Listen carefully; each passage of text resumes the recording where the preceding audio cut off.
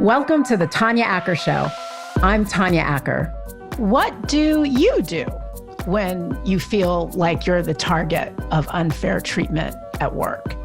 Well, maybe you run for your boss's job and win. That's what Sheriff-Elect Charmaine McGuffey did. She is the first woman to be elected sheriff in Hamilton County, Ohio. She's also the first openly LGBT person to be elected sheriff, and she is here with me right now. Take a look and listen. Welcome, Sheriff-Elect. Thank you for being here with me today. Thank you, Tanya. I appreciate that. So tell me, how does it feel to win? It's great. It feels thrilling. I mean, we worked so hard. You know, I've been campaigning for 2 years to get this job. We've really had to hit some milestones. I first had to win the endorsement of the Democratic Party from the incumbent that I was going to run against, which I did do. Then I had to beat him in the primary election, which I did by 70% margin. And then I had to run against the Republican opponent, who I then beat by a sizable margin, so 18,000 votes. You are the first woman elected sheriff in Hamilton County, Ohio. You're the first openly gay sheriff. You have blazed some trails, but your path to election, it's interesting. You talked about the Democratic incumbent. That used to be your boss. You worked for him.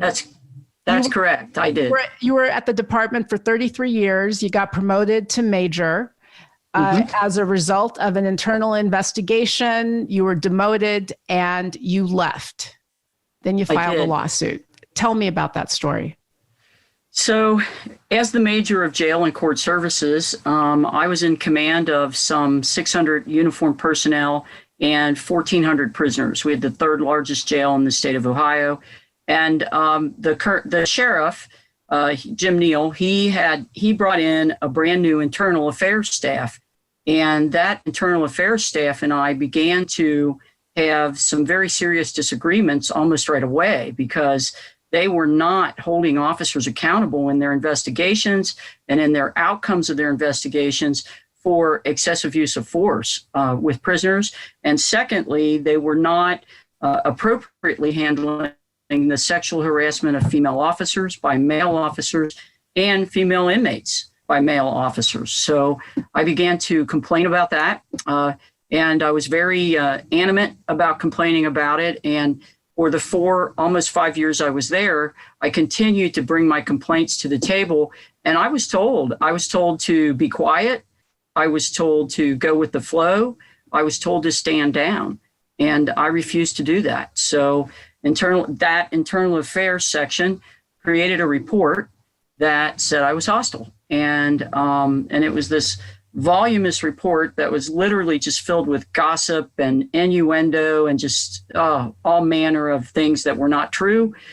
The sheriff took that report. He called me in on a Friday and he fired me. And I had a 33-year career. I had a super successful career in that department. And in literally 20 minutes, I was gone. You knew him. He's the same sheriff who hired you, wasn't he? He was. He was the same sheriff who hired me. He and I had actually gone to the same high school together. We actually went to the University of Cincinnati together and got our bachelor's degree in criminal justice. We joined the sheriff's office right around the same time. His career path was a little bit different than mine, but yes, we knew each other very well. We're talking about former County Sheriff Neal, who in an interview actually said that because of your long relationship, knowing each other, that he actually loves you. The case is pending in federal court. It's not pending here. The county's not here. They have denied the claims. But let me ask you this, Sheriff-Elect. You know, I just wrote a book about court, and my point is to try to give people some sense of what it's like to be a litigant. What's it like being squared off in litigation against somebody who you've known as long as you knew or have known former Sheriff Neal? Oh, it's incredibly daunting. I mean, it's stressful like nothing else I've ever experienced in my life, because I'm not a lawyer. I had to find attorneys who were recommended to me. I had to start really understanding what the legalese and all the business was surrounding a civil lawsuit. Because, see, I've worked in the criminal justice field for years, but the civil world is different. And I want to note, too, I was going up against an 850 strong department. I mean, a huge police department that had some very, very powerful men running it, all men. In fact, I was the only woman as the major in that command staff. I understand in the lawsuit that you were seeking damages and reinstatement, but how does that work now? Because you actually got the boss's job. So you could just reinstate yourself. I reinstate me for what the unfair thing that I think happened to me. But what on a serious note, what's going to happen to your lawsuit now? Well, and that remains to be seen because we do have a trial date here in December that's already been set. I did win the summary judgment. So we had 3 claims that I was wrongfully fired because I was a woman, wrongfully fired because I was a lesbian, and wrongfully fired because it is my civil right to bring forth complaints about violations of someone's civil rights inside that jail. And the judge, in this case, the federal judge, upheld all 3 of those arguments. So trial is set. So let me explain what folks, just to kind of break down what summary judgment means. Sheriff-Elect, who was not then Sheriff-Elect, but now Sheriff-Elect McGuffey, brought a lawsuit. And then in order to get rid of the lawsuit, the other side filed what's known as a motion for summary judgment. And it's something that I write about in the book. If you want to get rid of a case, you say the other side has no facts and you have to win as a matter of law.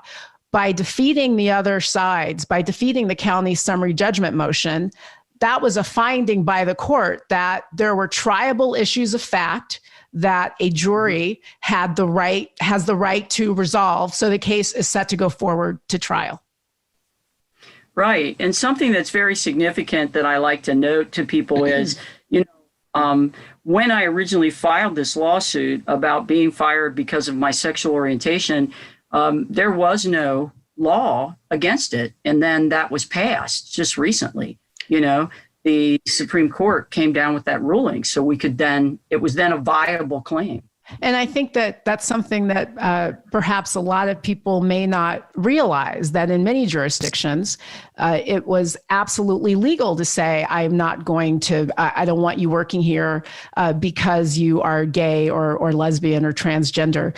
The Supreme Court has recently upheld the right of gay and lesbian people to avail themselves of civil rights protections. So in the absence of that, what were you saying? Why were you going to court? Because it wasn't clear at the time that you had a firm legal basis for your claim. What was the basis for your claim? The basis for my claim was that I spoke out against wrongdoing and I was retaliated against for it. I was also sexually harassed, and some hostile things happened to me as a result of my being a lesbian and being a woman. And you brought, there was another element to it, and you started to talk about it. You alleged that you were being retaliated against for being a whistleblower because you had taken a position against what you believed was an excessive use of force by some folks in the department.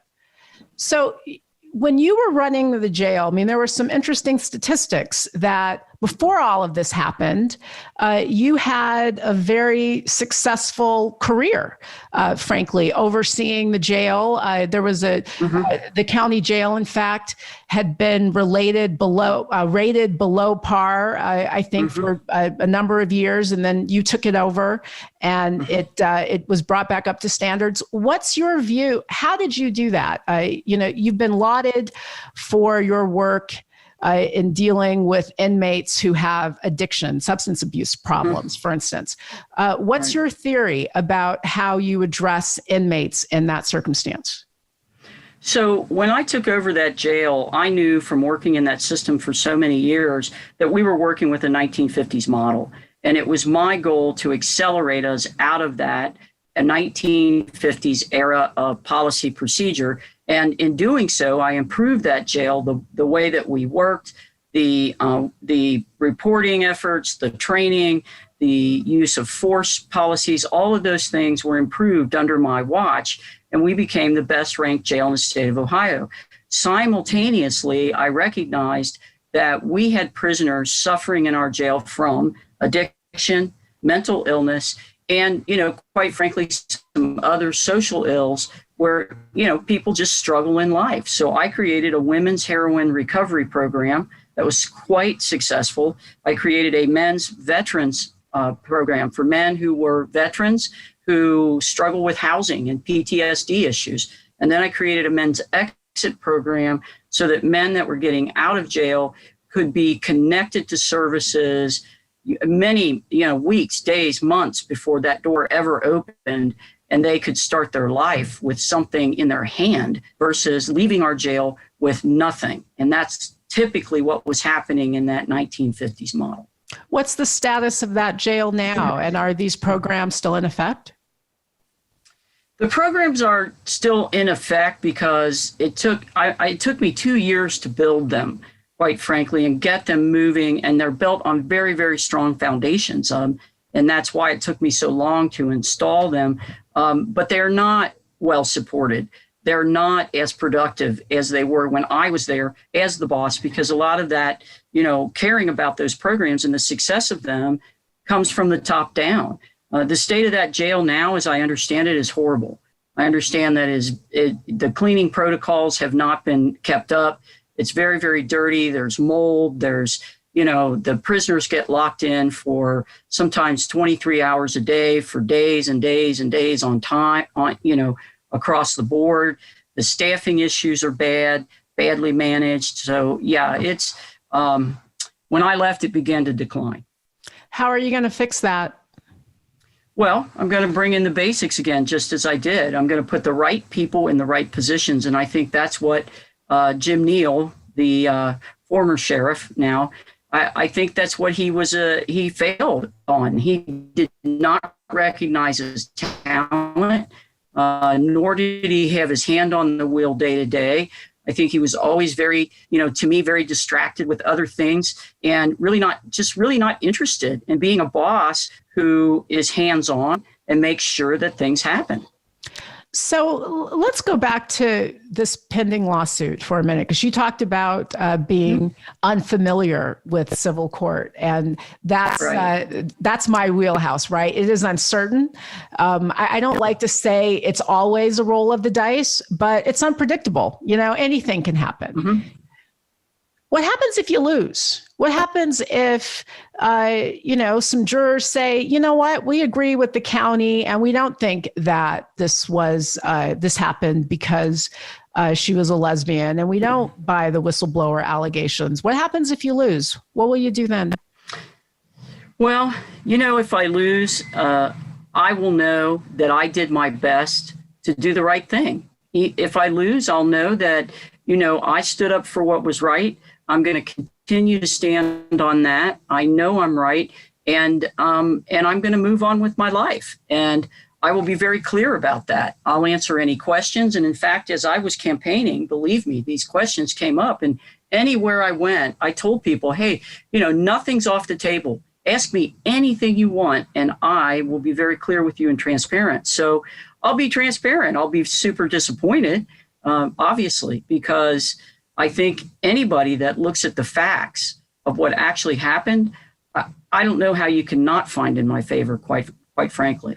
I don't think that a lot of people have a good appreciation for how much you've got to reveal when you're in litigation, and how, somebody can say something about you and you may dispute it, but it's out there. I mean, the county, for instance, you were accused of creating a hostile work environment. They say that you made false statements. Your response to the hostile work environment claim, at least as I understand it, was that they were imposing on you stereotypes, I think heterosexual stereotypes of passivity and femininity, I think was some of the language from your lawsuit. Give me some examples of what you mean by that. Well, in as I started out as the major, and I had to make changes because it was a transition. So certain captains and things and people that were within my command, I had to give them direction and so forth, and start holding people accountable for things. And I got quite a bit of pushback from the men who were my captains who, didn't want to follow my instructions, my orders, et cetera. So we ended up in front of the sheriff very immediately.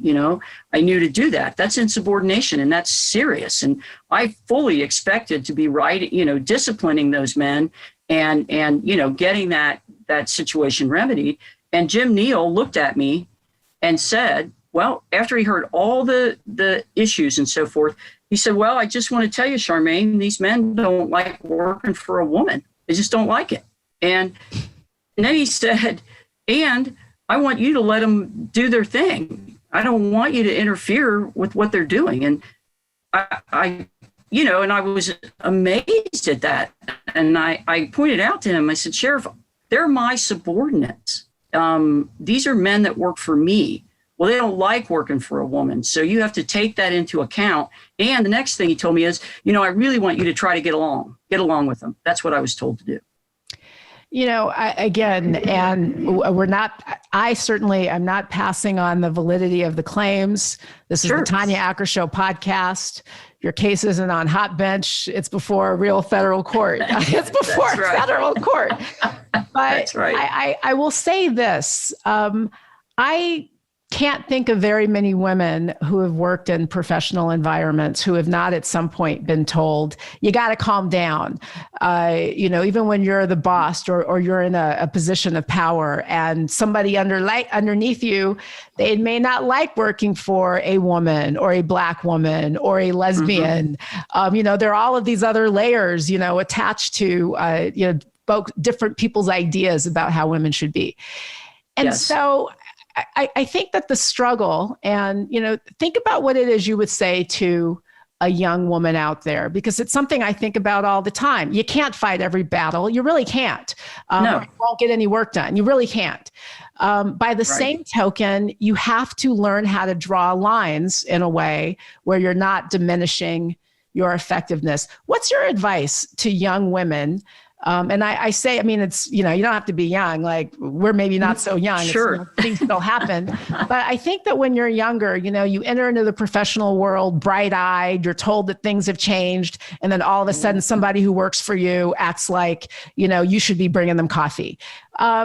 What's your advice to women who are struggling with how to respond to that while, still being effective?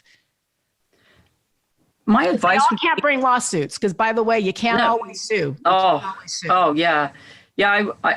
For your stress level and the health of your family, I definitely wouldn't recommend it.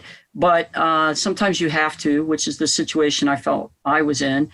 But my suggestion is, one, you have to realize that those situations take a tremendous amount of patience and strength. You have to be patient to let all of the cards play out. And then look at the cards you're dealt, decide which cards you can, and I just liken it to a card game, decide which cards you can play in your favor, meaning what kind of documentation do you have? Who do you have on your side in the rank? Is there somebody that will champion your story with you, that will stand by you? And you have to strategize, and that's what I did to survive. Throughout my career, I was challenged, many times. And I strategized. I worked a plan and I spoke to different people behind the scenes and I made phone calls. And I just was never, ever willing to give up the fact that this is my authority. And one of the things I always would say to myself, or I guess a little mantra I had, if you want to call it that, is I took the power I needed. And my goal was when I needed power, I asserted it. When there were times when I felt, hey, this is not the battle for me right here, I'll just take it on the chin. I took some hits. You're going to have bruises and bumps, and you have to be ready for that because that's it. You can't come across as every little slight is going to mean some big deal for you. Pick and choose, just as you said, but then you can't let go of it. You have to really keep at it. That is, I think it's so important to break down what you said. One, you've got to really take a realistic look at the lay of the land. See what you can prove, see who is going to support you, see who is going to undermine you. Know the places where you got to watch your back and where you're vulnerable, because people may come after you. Because you also have to realize that sometimes, there are strategies to really discourage you. It's intended to keep you off track and to keep you off mission. You were interested in a career in law enforcement from the time you were quite young, and there were attempts to discourage you then. I think I read something that said when you were 14, you were told that women don't do that job. Tell me about that, and tell me also why you decided you weren't going to listen to that nonsense. Well, I had thought long and hard by the time I was 14 as to what I was going to do. I came up in a single parent household. My mom was very, very focused on myself and my two sisters. What are you going to do to make a living? So it was something that was talked about quite a bit. I decided I wanted to be a police officer. I announced that. And my uncle, who was himself a retired police officer, immediately told me, that's just not going to happen, Charmaine. You're not going to do that. Women can't be cops. I wouldn't want to work with a woman as a cop. And these are things that he just said to me. My family had a way of being very frank with each other. And in fact, he was right. Women could not be in uniform at that time, nor could they be on the road. They could never be a peer with a man. And the reason I didn't listen to him, and in fact, as he was explaining all that to me, I was already planning in my head how I'm going to get it done. And I attribute that to, people say how, I attribute that to the fact that I watched my mom, who was a tremendously strong, wonderful person. I watched her do the impossible so many times as a single parent, keeping us with a roof over our head, supporting us literally on her own. And my father, he was gone at a very early time in my life. And so I knew my mom was my role model, and she didn't stand down for anything. And, when you're hearing that kind of discouragement from somebody who you love, I mean, in this case, it was your uncle, it can really sink in. But you made a decision that it wasn't going to, and you had an incredible female role model at which to turn. And you realize that now you are becoming an incredible role model for women, for young LGBT women. I mean, it is really the first woman to be sheriff in that county accomplished by someone who was told that women could never do the job. That in and of itself is remarkable, and that's going to help change some young girl's life. Before we go, I want to talk to you about what comes next, because, we talked a little bit about your theory of managing the jail. And, I know that you've been very insistent on finding ways for inmates to turn their lives around so they can get out of that pipeline. Making history is not going to insulate you from some of the challenges that lay ahead. You have said that it's important to you that you keep communities safe while you also try to challenge a lot of the racial inequities and the bias that has happened. How are you going to do that? What is the Sheriff McGuffey strategy? My strategy is first to begin with a very in-depth degree, if I can say it that way, of transparency with the community. I want to bring the community in. I'm going to start a citizens review board, and that's going to be voluntary. My department is not made to do it. We'll be the first sheriff's office in the state of Ohio to do it on a voluntary basis. And I will open the books to those men and women who come from every representative of every community in our Hamilton County. The second thing I will do is just what I've always done. I'm a very law and order candidate. I do not put up with nonsense. And everybody who's ever worked with me knows it. And that includes the officers. That includes the prisoners. They know I'm no nonsense. I care about them. I'm going to help them in every way I can. And the officers know I care about them. But that's the way I run my shop. I don't deviate. I'm a plain talker. I call it like I see it. You never have to guess with me where you stand. And I think that honesty plays through even to men and women who may not support me in some way, who may have some kind of issue with me being where I am. And you're exactly right. I do have to be careful. I've already had phone calls from various people inside the department. Hey, you better watch out. They're planning to do this, that, and the other thing. And I'm just not daunted by it. I've been dealing with that my entire career. So, like what? What kind of phone calls? Well, phone calls like, oh, hey, these guys are planning on trying to, record you when you don't know that you're being recorded. Well, they tried that before and that didn't work. They recorded me lots of times and there was nothing, there was absolutely nothing on the recording that could be used against me. They're going to, one of the things they've already done is they have promoted certain men to certain union positions, high positions, so that those men can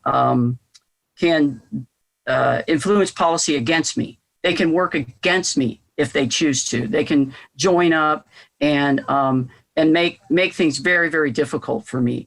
And it's obvious. So how are you going to be effective in the face of that type of, it sounds like it's pretty entrenched resistance? How are you going to overcome it? Mm-hmm. Well, because that amount of resistance is really much smaller than the bulk of the department that backs me.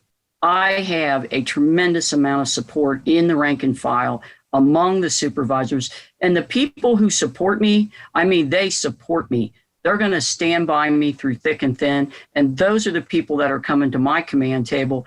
And they're going to not only support me, but they're going to help me move this thing forward. And for those men and women that don't want to go along, I'm going to document. That's what I'm going to do. I'm going to document every little thing. And they won't like it if they do something really, really shady and I take it to the press because I will. You just said, you know what? Don't come for me because I'll come a little. You said, I'll come right back. I'm not shy. That's right. Listen, I think that I want to end on the note that you just made about all of the people who are supporting progress, who are supporting change. Right. Regardless of the outcome of the litigation or whether or not it settles. I think that what you have done in terms of creating another role model of leadership for young women in this country and young women in law enforcement, frankly, at a time when it's not real popular to say, I want to be in law enforcement. I think what you've done is really remarkable, and it's going to give a lot of young girls something to think about. So I appreciate you. I appreciate your time. And thank you for being here, Sheriff-Elect. Good luck to you. And thank you. Thank you so much, Tanya. I appreciate you having me on. Thank you very much. Take care.